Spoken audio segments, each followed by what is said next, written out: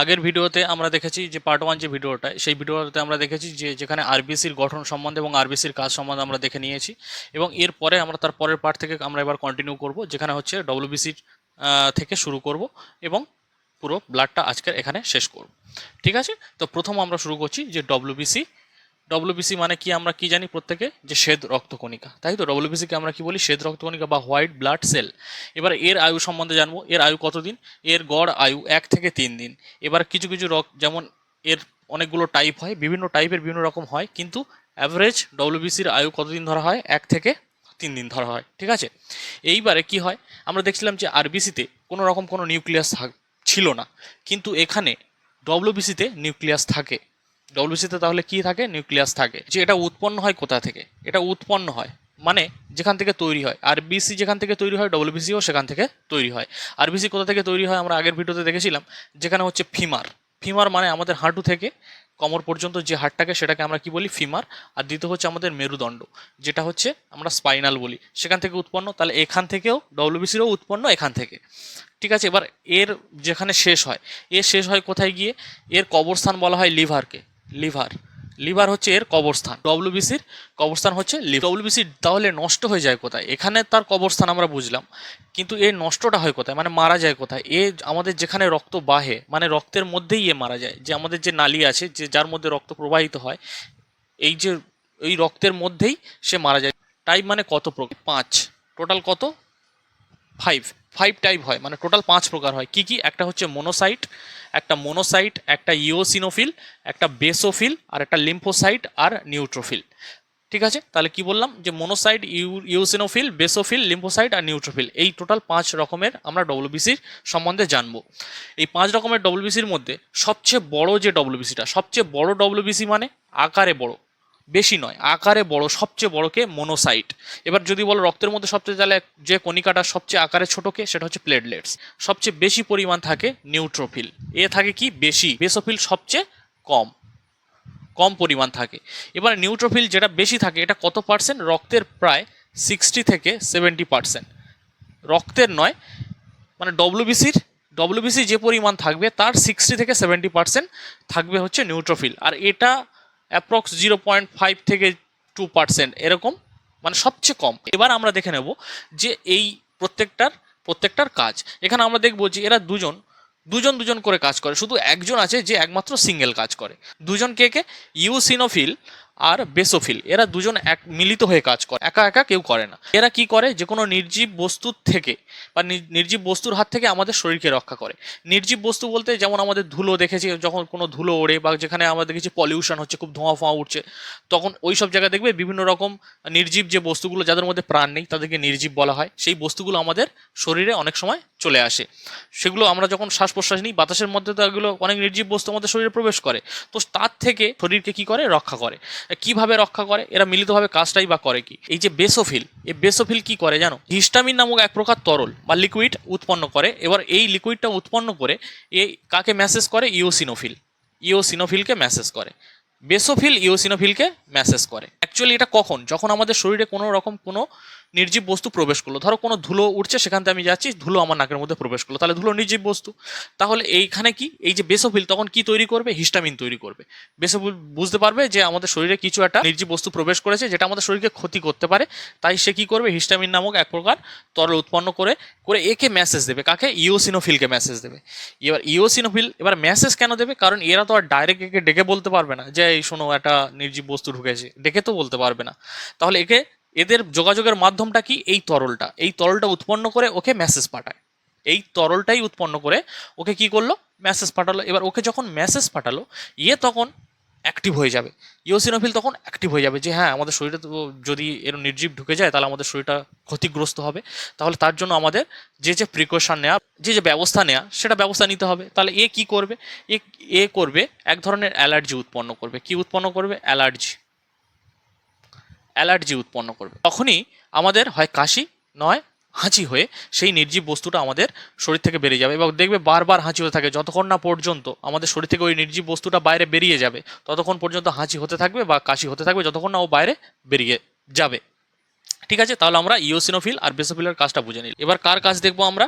নিউট্রোফিলের কাজ। এখানে নিউট্রোফিল কিন্তু সিঙ্গেল কাজ করে, ঠিক আছে, এ কারো সাহায্য নেয় না। নিউট্রোফিলের কাজ হচ্ছে আমাদের শরীরে যেগুলো সজীব বস্তু আছে, সজীব বস্তু বলতে ব্যাকটেরিয়া, এখানে ভাইরাস কিন্তু নয়, কারণ ভাইরাস হচ্ছে কি নির্জীবের মতো জড়র মতো আচরণ করে এবং আমাদের শরীরে প্রবেশ করার পর সেটা আবার সজীব হয়ে যায়। কিন্তু এখানে সে ভাইরাসের ক্ষেত্রে নয়, এই ভাইরাসের ক্ষেত্রে কোনো কাজ করবে না, এই অনলি ব্যাকটেরিয়ার ক্ষেত্রে যে কোনো সজীব ব্যাকটেরিয়া, যারা আমাদের ব্যাকটেরিয়া মানেই তো সজীব, সেগুলো আমাদের শরীরে যখন প্রবেশ করবে সে তখন কি করবে? ব্যাকটেরিয়ার হাত থেকেই আমাদের শরীরকে কি করবে? সুরক্ষা প্রদান করবে। তাহলে এই নিউট্রোফিল কিভাবে আমাদের সুরক্ষা প্রদান করে এই ব্যাকটেরিয়া থেকে? তাহলে প্রথমে যখন শরীরে আমাদের ব্যাকটেরিয়া প্রবেশ করবে, যে কোনো একটা ব্যাকটেরিয়া ধরো আমাদের শরীরে প্রবেশ করলো, তখন এই নিউট্রোফিল কি করে? তাকে দেখে চিনতে পারে যে এ তো আমাদের শরীরের কেউ নয়, এ তো নিশ্চয়ই বাইরে থেকে এসেছে। যেমন আমরা বাইরে থেকে কোনো লোক এলে আমাদের পাড়ায় আমরা ঠিক চিনতে পারি যে এটা আমাদের পাড়ার তো কেউ নয়, এটা বাইরের কেউ। তো তেমন নিউট্রোফিলও চিনতে পারে যে এটা আমাদের শরীরের কেউ নয়, এটা বাইরের একজন কেউ এসেছে যেটা আমাদের শরীরকে ক্ষতি করতে। এ তখন কি করে? এ তখন ওকে আকর্ষণ করে মানে ভালোভাবে ডেকে নেয় যে আমার কাছে আয়, আমি তোকে কোনো ক্ষতি করব না, যেন ভালোভাবে ডেকে নেয়। ভালোভাবে ডেকে নিয়ে এই যে ব্যাকটেরিয়ার যে সাইটোপ্লাজম থাকে, তার কোষে কি থাকে? তাহলে যে মানে রসটা থাকে আর কি, সেটাকে আমরা কি সাইটোপ্লাজম বলি, যে প্লাজমাটা থাকে, এই সাইটোপ্লাজমকে এ কি করে নেয়? চুষে। বা যে কোনো প্রাণীর যখন সাইটোপ্লাজমে যদি তার প্লাজমাটাই না থাকে তাহলে সে বাঁচবে না, বা সে সার্ভাইভ করা তার পক্ষে সম্ভব নয়। তাহলে এ তার সাইটোপ্লাজমকে মানে কি করে নেয়? চুষে নেয়, যেটাকে আমরা কি বলি? Cell drinking. এটাকে আমরা বলি সেল ড্রিঙ্কিং। সেল ড্রিঙ্কিং বলি, মানে এর সেল ড্রিঙ্কিং এর মাধ্যমে কি করে? ব্যাকটেরিয়াকে নষ্ট করে দেয়। এবার আসবো আমরা মোনোসাইট আর লিম্ফোসাইটের কাজ। এরাও জয়েন্ট অ্যাকাউন্ট, এরাও জয়েন্ট ছাড়া কাজ করতে পারে না। তাহলে তার আগে এই দুটো জানার আগে আমরা একটু এইখানে দেখে নেব যে অ্যান্টিজেন আর অ্যান্টিবডি কি। এই দুটো আমরা একটু জেনে নেবো যে অ্যান্টিজেন কি আর অ্যান্টিবডি কি।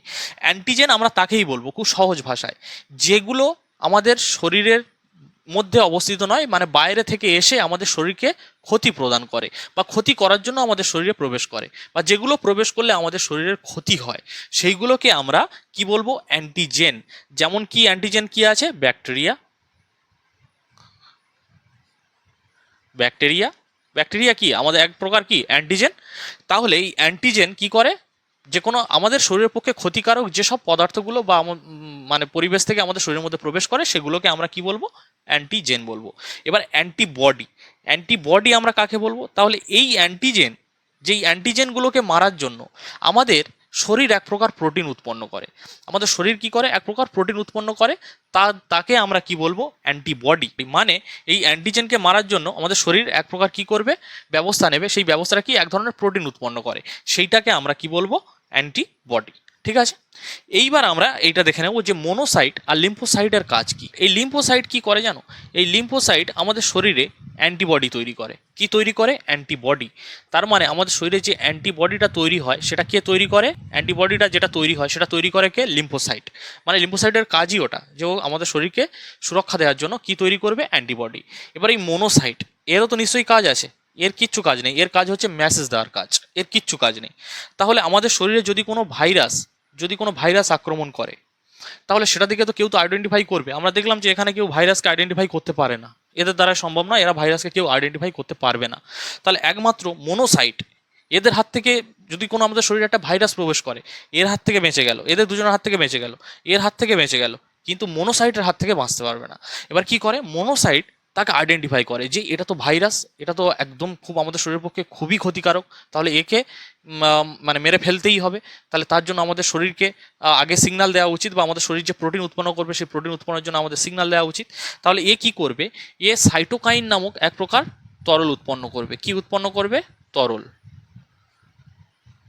সাইটোকাইন। এ কি করবে?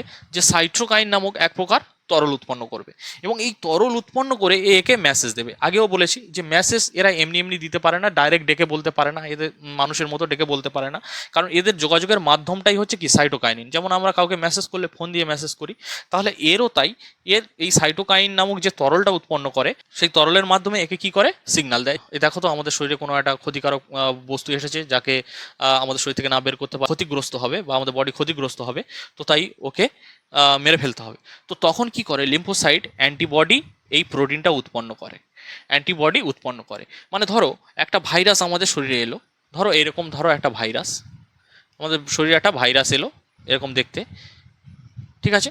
তখন যখন সিগন্যাল দেওয়ার পর যখন লিম্ফোসাইট দেখলো, তাহলে লিম্ফোসাইটেরই কাজ হচ্ছে যে একে মারার জন্য, এই ভাইরাসকে মারার জন্য আমার কি ধরনের প্রোটিনটা উৎপন্ন করতে হবে। ভাইরাসটা যেমন সে সেই ধরনেরই অ্যান্টিবডি তৈরি করবে, ভাইরাস যেমন অ্যান্টিবডিও তেমন তৈরি করবে। কারণ আমরা অনেকে দেখেছি যে আমাদের স্মল পক্স, যেটা আমাদের গরমের সময় হয়ে থাকে, আমরা প্রত্যেকে জানি। এবার সেটা আমরা জানি যে একবার যার হয়ে যায় দ্বিতীয়বার তার আর হয় না। তার পিছনে কারণ কি?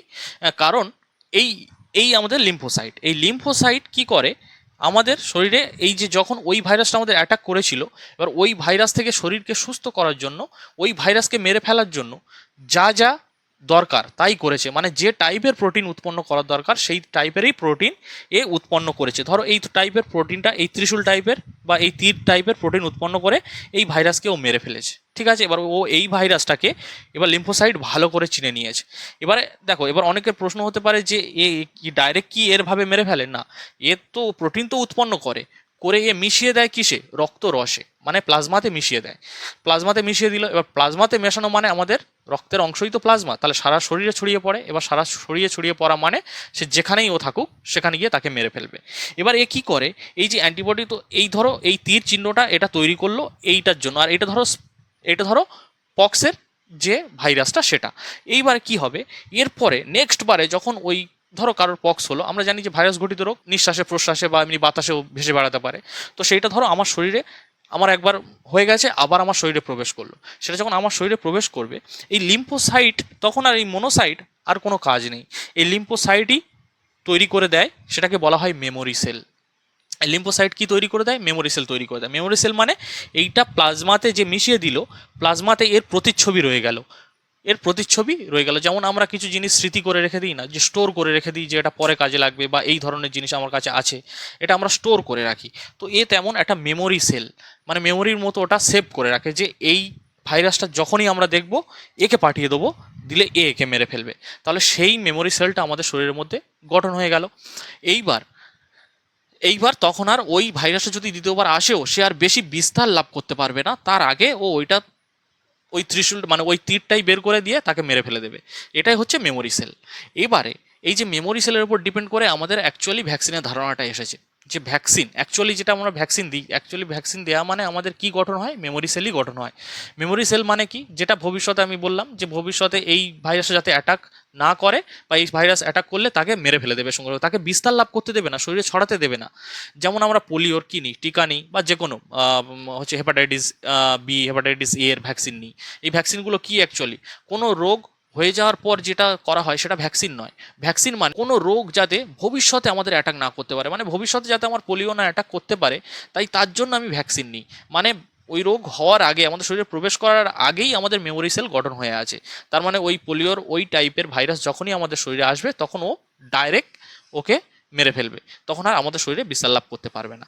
এই হচ্ছে মেমোরি সেল। তাহলে মেন মেমোরি সেল গঠন করে কে? লিম্ফোসাইট। এর উপরে ডিপেন্ড করে আমাদের কার ধারণা এসেছে? ভ্যাকসিনের ধারণাটা এসেছে। আমরা জানি যে ভ্যাকসিন, ফাদার অফ ভ্যাকসিনেশন কাকে বলা হয়? যিনি ভ্যাকসিনের প্রথম আবিষ্কারকর্তা, তাকে আমরা ফাদার অফ ভ্যাকসিনেশন বলি।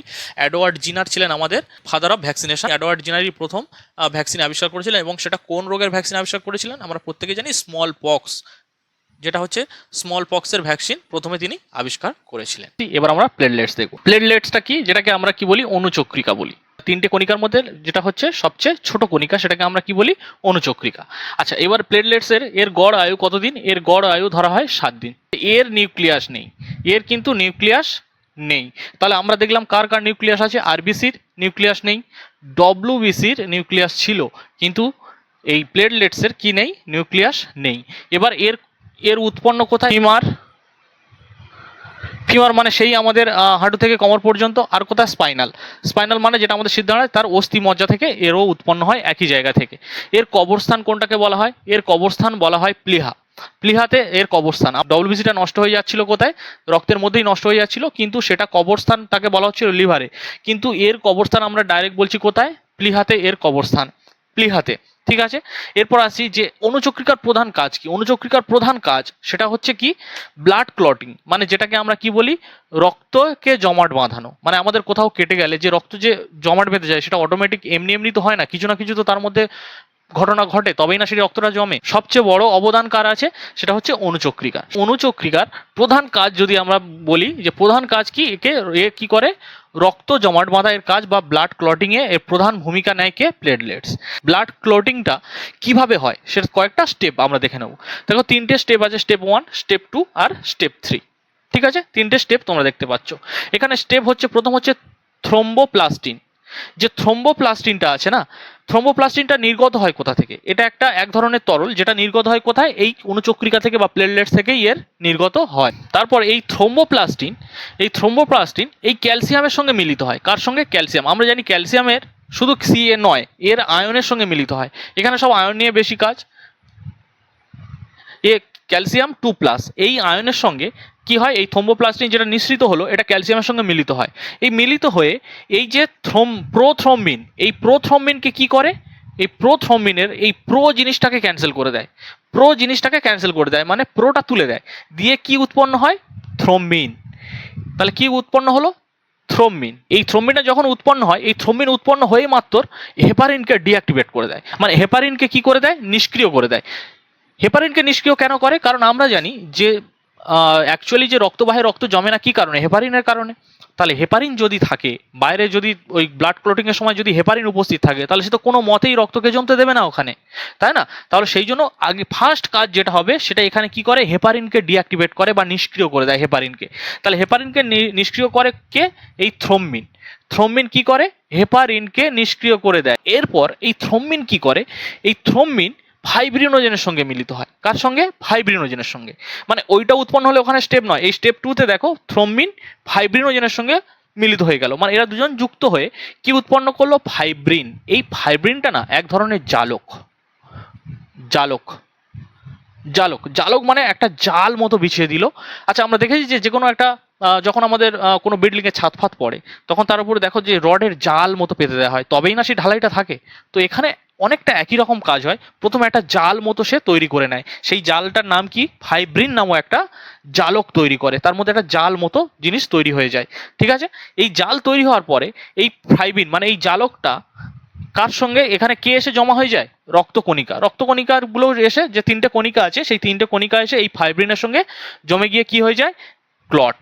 এখানেই ক্লট, তার মানে সেখানে থেকে আর তোমার ব্লাড বেরোবে না যেখানে কেটে গেছে। তাহলে এই প্রসেস অনুযায়ী যেখানে আমাদের যে জায়গায় কেটে যায় সেইভাবে ব্লাড ক্লটিংটা এইভাবেই হয়। থ্রোম্বোপ্লাস্টিনের সঙ্গে প্রোথ্রম্বিন প্রোটা কেটে দিচ্ছে কে, থ্রোম্বোপ্লাস্টিন আর ক্যালসিয়ামের 2+ আয়ন মিলিত হয়ে এই প্রোটাকে কেটে দিল। প্রোটাকে কেটে দেওয়ার পর এই যে থ্রম্বিন উৎপন্ন হচ্ছে, এই থ্রম্বিন কি করে, হেপারিনকে নিষ্ক্রিয় করে দেয়। দেখো ফার্স্ট কাজ হেপারিনকে নিষ্ক্রিয় করে দেওয়া। হেপারিনকে যদি না নিষ্ক্রিয় করা হতো তাহলে সে তো রক্তকে ওখানে কোনো মতেই জমাট বাঁধতে দিত না। ঠিক আছে, তারপর এই থ্রম্বিন কার সঙ্গে মিলিত হয়, ফাইব্রিনোজেনের সঙ্গে মিলিত হয়ে ফাইব্রিন নামক এই যে জালকটা উৎপন্ন করে, মানে জাল মতো করে দেয়। যে জায়গাটা আমাদের ধরো এখানে কেটে গেছে, তো এইখানে একটা জাল মতো বুনে দেয় সেই কাঁটাটার উপর, সেটা তো আমরা দেখতে পাই না, কিন্তু জাল মতো তৈরি করে দেয়। এইবারে এই যে ফাইব্রিন, এটা কার সঙ্গে, এবার এই যে রক্ত কণিকা আছে 3টে কণিকার সঙ্গে মিলিত হয়ে সেখানে আমাদের কি হয়ে যায়, ব্লাড বন্ধ হয়ে যায়, মানে সেখানে আমাদের আর রক্ত বেরোয় না। ব্লাড ব্যাংকে রক্ত রাখা হয়, স্টোর করে রাখা হয়, বা আমরা যখন রক্ত ডোনেট করি সেই যে প্যাকেটে করে নেওয়া হয়, তাহলে সেইটা কেন, ওখানেও তো সেটা জমাট বেঁধে যাওয়ার কথা, জমে যাওয়ার কথা রক্তটা, সেটা কেন জমাট বাঁধে না, সেটা কেন তরল অবস্থায় থাকে। 2 ধরনের এজেন্ট মেশানো থাকে, মানে যে ব্লাডটা আমরা ডোনেট করলাম বা যে ব্যাংকে যে ব্লাডগুলো রাখা হয়, যে স্টোর করে যে প্যাকেটের মধ্যে রাখা হয়, 2 ধরনের এজেন্ট মেশানো থাকে না। সেই এজেন্ট দুটো হলো, একটা হচ্ছে কি সোডিয়াম অক্সালেট, আর দ্বিতীয় হচ্ছে কি সোডিয়াম সাইট্রেট আর সোডিয়াম অক্সালেট। এগুলো এক্সামে জিজ্ঞাসা করে যে সোডিয়াম কি কারণে ব্লাড ব্যাংকের রক্ত জমাট বাঁধে না বা তরল অবস্থায় থাকে বা ভালো অবস্থায় থাকে। তাহলে 2 ধরনের এজেন্ট, একটা সোডিয়াম অক্সালেট আর সোডিয়াম সাইট্রেট।